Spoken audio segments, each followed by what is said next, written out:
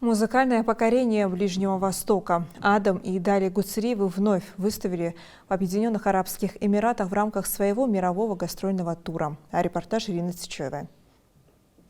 Поклонники классической музыки в Абу-Даби по достоинству оценили талант молодых российских музыкантов, пианиста Адама Гуцериева и его сестры, виолончелистки Дали Гуцериевой, выступление которых состоялось на сцене дворца «Мандарин» Ориентал. Талантливые Адам Гуцериев и Дали Гуцериева продолжают свой большой гастрольный тур. Их выступления уже состоялись во многих странах СНГ, Ближнего Востока и Европы. На состоявшихся в Объединенных Арабских Эмиратах концертах Адам Гуцериев представил на суд зрителей сложнейший концерт Бетховена, а его сестра Дали Гуцериева выбрала для исполнения концерт Гайдна для виолончели с оркестром.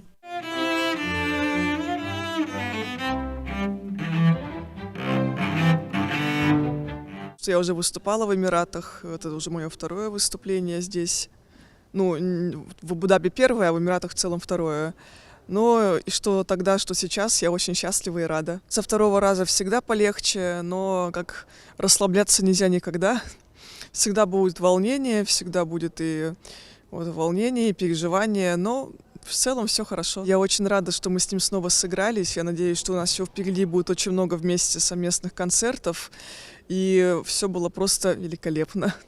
В конце 2023 года российские музыканты вышли на сцену золотого зала Music Fair в Вене. Также в прошлом году они выступали перед зрителями в Объединенных Арабских Эмиратах, где приняли участие в юбилейных концертах маэстро Владимира Федосеева в Дубайской опере. Их талант не остался незамеченным. Адам и Дали Гуцериевы получили предложение снова выступить в Эмиратах. На этот раз музыкантам предстояло выйти на сцену знаменитого дворца, где были запланированы сразу два концерта.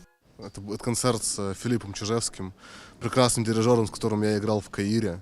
Поэтому ожидал только лучшего, и это лучшее и произошло. Огромный зал, прекрасный зал, акустика хорошая. Ну, не могу сказать, что она идеальная. Идеальной акустики, я не думаю, что где-то бывает идеальная акустика. Тем более, я как понял, он не совсем для подобных концертов изначально и строился, этот зал. Но мне понравилось в целом.